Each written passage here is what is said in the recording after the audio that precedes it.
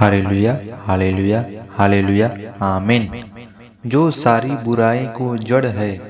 कानो देश में कुछ ऐसा भी मेढक पाए जाते हैं जो चोटियों को यह तक खाते हुए पाए गए हैं, जिनका पेट फट गया और वे मर गए।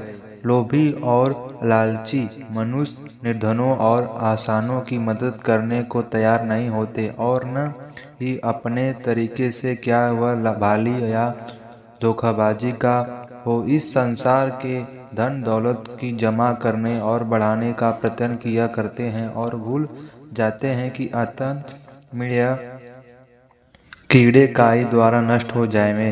प्रभु यीशु ने स्वर्ग कहा, अपने लिए इस पृथ्वी पर धन इकट्ठा न करो, जहाँ कीड़ा और काई बिगाड़ते हैं और चोर सेंध लगते हैं चुराते हैं, परंतु अपने लिए स्वर्ग में धन इकट्ठा किया करो, जहाँ न तो कीड़ा और न काई बिगाड़ते और न जहाँ घोर चोर सेंध लगते और चुराते हैं। क्या ही जहाँ तेरा धन होए वहाँ तेरा मन भी लगा रहेगा। अकाल अपने घराने समेत इसलिए नाश हुए क्योंकि अपना मन सोना चांदी और बहुत पत्थर और कीमती वस्त्रों से प्राप्त करने में लगा। यहूदियों इस्करियोती जो यीशु के चेले में से एक था, अपने आप को फांसी लगाकर आत्महत्या कर ली, क्योंकि धन के लोभ ने उसको अपने प्रभु और गुरु को पकड़वाने वाला बना दिया। धन अपने में बुरा नहीं है, परंतु धन का लोभ जो मनुष्य के हृदय में छिपा रहता है वह बुराई की जड़ है, और इसके वंश में आकर मनुष्य अनेक अनुचित कार्य करता रहा है।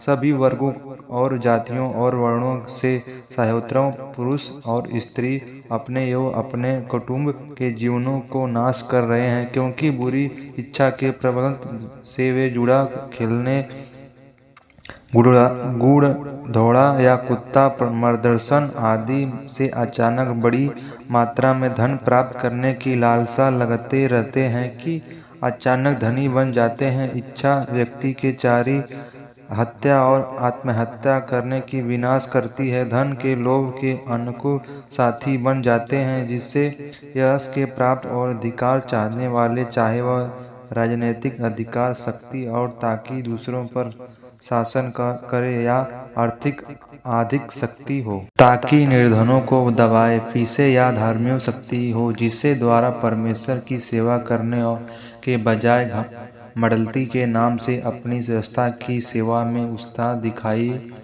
और उन स्थानों के नीचा दिखाते हुए अपराधी ठहराते जो उनकी संस्था में सम्मिलित न होकर मसीह के पीछे चलने में सियामत प्रकार के लोग में अपने आप को बचाए रखे। किस का जीवन उसकी संपत्ति से बहुत से नहीं होता। एक धनी मूर्ख की कहानी इस प्रकार से बताई गई है कि किसी धनवान मनुष्य की भूमि पर बड़ी उपज हुई।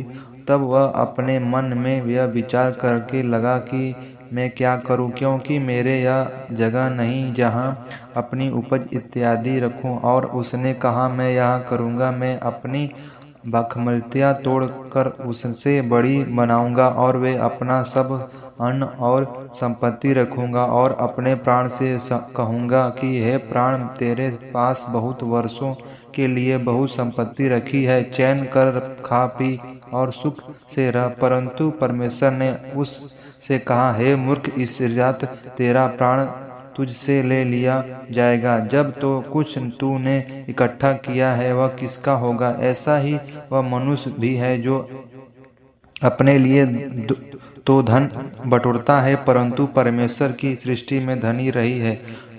यदि मनुष्य सारे जगत को प्राप्त कर और अपने प्राण की हानि उठाए तो उस क्या लाभ होगा, या मनुष्य अपने प्राण के बदले क्या कर देगा। यीशु ने फिर कहा, अपने प्राण की चिंता न करो कि हम क्या खावेंगे, न अपने शरीर की क्या पहनेंगे, क्योंकि भोजन से प्राण और वस्त्र से शरीर बढ़कर है। परंतु परमेश्वर के राज की खोज में यही तो यह वस्तु है भी तुम्हें मिल जाएगी। अपने लिए स्वर्ग पर ऐसा धन इकट्ठा करो जो घटना नहीं और जिसके निकट चोर नहीं जाता और कीड़ा नहीं बिगड़ता, क्योंकि जहाँ तुम्हारा धन है वहाँ तुम्हारा मन भी लगा रहेगा। शैतान सब झूठों का पिता है और उनका भी जो झूठा मरते हैं वह विभिन्न प्रकार के पापों को कराने के लिए उभारने वाला है और लोगों के हृदय पर राज्य वाला है। यीशु कहता है, तुम अपने चिंता